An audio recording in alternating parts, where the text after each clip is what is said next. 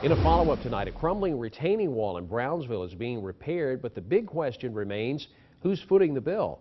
WBBJ 7 Eyewitness News reporter Tiffany Neely joins us in studio with more on that story. Tiffany? Thanks, Brad. In downtown Brownsville, several building owners fear a falling retaining wall could bury them, either literally or financially.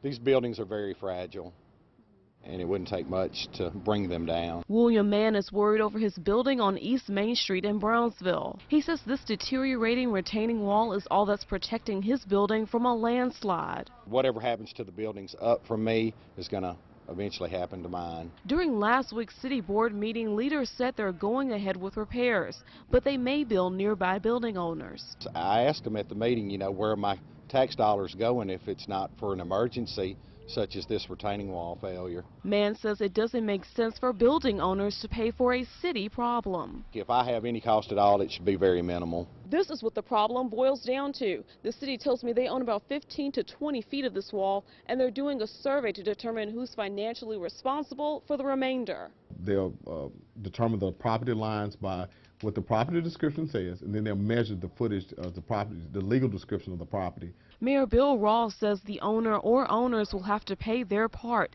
Mann says it's a step in the right direction. At that point, with the surveyor's perspective, we can determine who should be responsible. The mayor says they are unsure on how long the survey will take, but repairs will start as soon as possible. In Brownsville, Tiffany Neely, WBBJ 7 Eyewitness News. The city attorney says they won't know the cost of the survey until it's complete, but the entire cost of the repairs would be $53,000.